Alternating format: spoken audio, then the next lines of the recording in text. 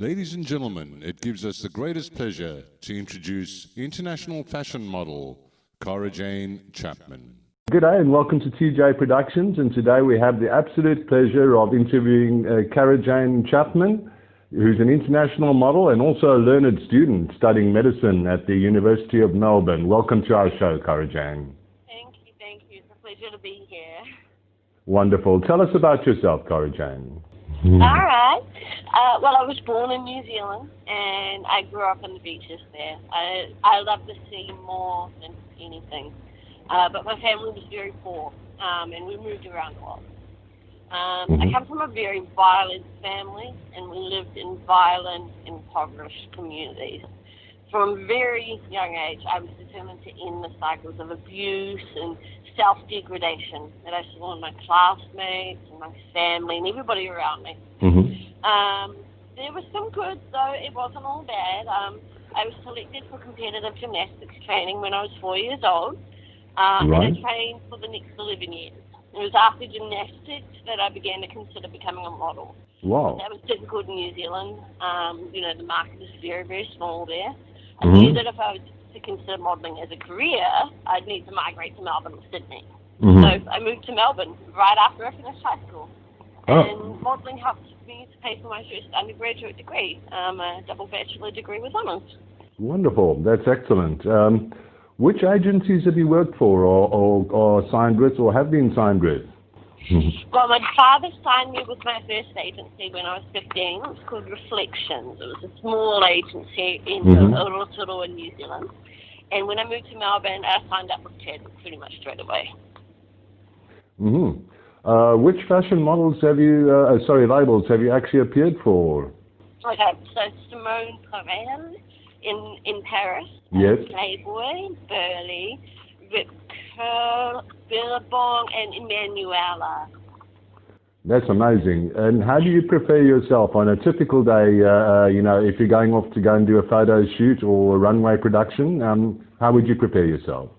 Okay, well, if it's studio work, I like to collaborate with my photographers. And I do a lot of artistic work, which I really enjoy. So when I'm working in an artistic shoot, I feel like I'm helping to create art. And I take the photography skills to create this art personally. So I aspire to help photographers create their art. Right. I ask the photographers before we book the shoot what their goals are, and I take really detailed notes on that so that I can prepare during the days leading up to the shoot. That helps me feel confident on the day because I feel like I've prepared and my goals are now aligned with the photographers. Well, excellent. Gee, that's really smart thinking.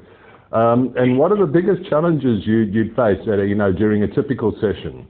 I suppose the biggest challenge that I face is ensuring that my posing matches up to the photographer's vision, if that makes sense. Yes, yeah. When I first started, I had no idea how to pose at all. Oh, my.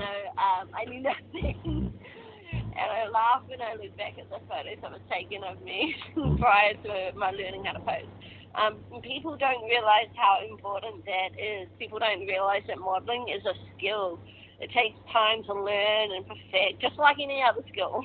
Oh, yeah. I know a single model who's so photogenic that they could just stand in front of a camera and have their picture taken. It doesn't work that way. Well, at least not for me.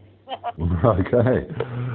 And do you have any personal shows, like runways or shows that you've appeared in? Do you have any favourite ones? Best Melbourne Fashion Week. That's always going to be my favourite show. Okay. But I've modelled in Paris, Rome, and Vienna. But I love Melbourne Fashion Week most of all because it pulls us all together and it allows us to express our creativity. It's like the best of Melbourne gathered together, a real celebration of everything that makes Victoria a great state. Yep. That sounds a bit soppy, a bit tacky. No, not at all. Not at all.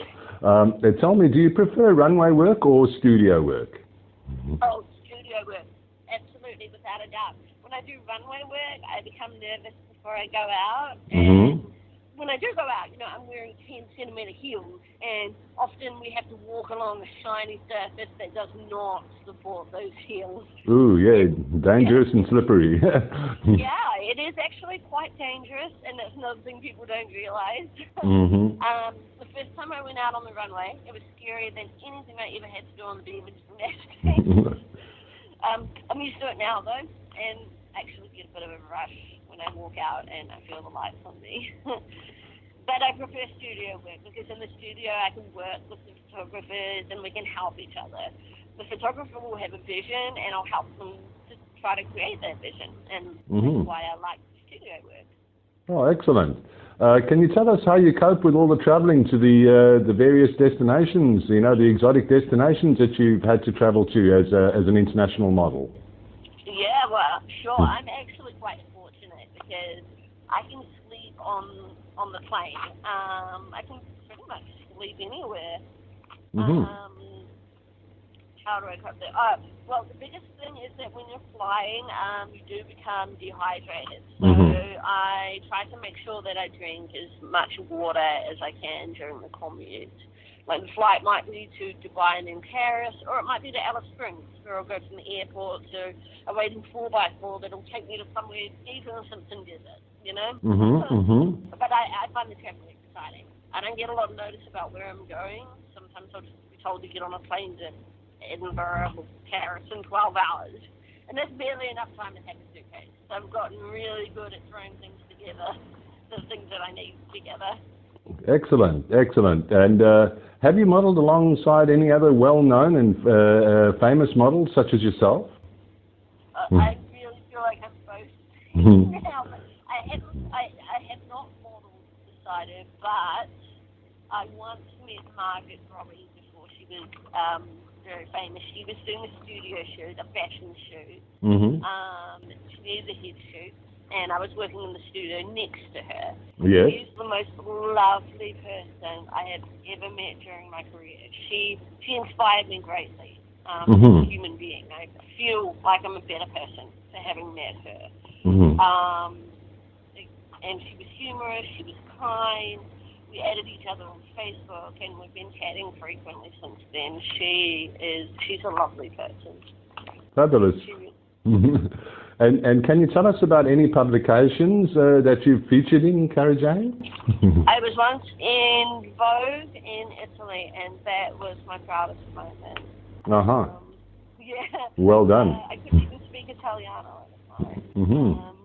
I speak it now. Yeah. It's too late for that now. But I had so much fun during that shoot, during that trip. Pretty much everyone usually speaks English anyway. My mother bought a few of the best publications that I appeared in, and being honest, I did too. It was just really exciting, you know, to be published in anything when I first started. Well, that's being published in Vogue, that was my proudest accomplishment. Well, congratulations and well done.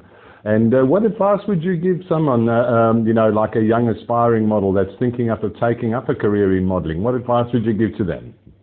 So this is the part where people usually talk about the importance of safety and taking care of your skin and hair. Those things are very important. But because you'll hear them from so many different people, I actually want to talk about something else. Every new model I've ever known has found that she has had to deal with having haters when she first begins modeling. Right. In a digitized world, it's so much easier for cowardly personalities to hide behind their online persona so that they can bully the much stronger people who inadvertently shame them just by existing. Don't engage with haters online. Block and delete. That's good advice. Some models, they don't know why they're being targeted by haters, but I want to let them know that in my experience, it's always because they're putting out to the world something that is worthy of envy. That's your individuality showing through. Yes. Individuality is the most important thing you have. It's the cornerstone of your whole identity. Yep. When you have true confidence in your identity as an individual, you'll achieve your dreams because your confidence feeds into your determination and all your other positive traits. That's why individuality is the most important thing you have, because it strengthens every other personality trait that you have. Yeah.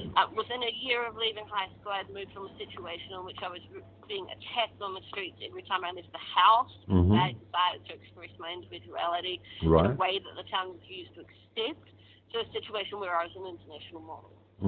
There are many qualities that will assist you in your endeavours as a model, but maintaining your individuality is the most important quality. I feel like I'm belabouring the point now, but I just can't stress that enough. Yeah. Because it's your individuality that comes out in your work, and that differentiates you from other models, which in turn gets you more work. Yeah. I think that this point about individuality, it can be applied to everybody. But it's so important for models to have really strong personalities. And strong personalities are forged by the ongoing development of your identity as an individual. Right. Your identity is what some people call your star quality. Embrace it and celebrate it so that you can project it into your work. When you capture those select moments, expressions and feelings that make your entire persona, project them into this artistic medium. That's one of the reasons why you should be grateful for photographers, by the way. Yeah, no, that's... You remember to thank your photographers. Yeah, no, that's superb advice there. Can you tell us about your current projects or projects that you're planning to do in the future? I know COVID's made it very difficult for just about every field. But do you have any plans, post-COVID at all? Something that we can look forward to and you appearing in? Absolutely. Of course, the pandemic slowed down the flow of work for everybody. And I'm definitely looking forward to getting back into it. But at the moment, I'm trying to arrange a charity shoot. The aim of raising funds for the cyclone relief in Fiji.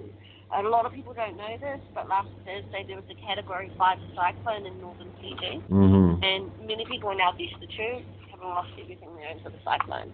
There are 4 confirmed casualties, including a 4-month-old baby, and the islands have been just absolutely devastated. And people simply aren't aware of it, so creating awareness of the event is the first step towards encouraging people to contribute to the relief fund. Yeah. So that's my aim at the moment. Yeah, that's wonderful. You're a wonderful philanthropist as well. We've discovered that about you today as well. I try my hardest, and that's all anybody can do. Absolutely, and of course all of your health tips as well. I know you've studied global health as well at the University of Georgia. You're very, very highly qualified actually, which is absolutely amazing considering everything that you've done, and being a celebrity as an international fashion model and a wonderful ambassador to Australia as well, or New Zealand. I say Australia. Australia is my home now. Okay. When I left New Zealand, I did not want to go back, but now Australia is my home simply because I love the country, and that's a really good feeling to have. Absolutely. Well, we enjoy having you here. We'd like to thank you very, very much for your time today, and we wish you every success in your future, KaraJane, and your endeavours, and congratulations on all of your past achievements, and we look forward to seeing more of you and all of your achievements in the future. Thank you so much. It's been an absolute honour. It's been a privilege to be on here.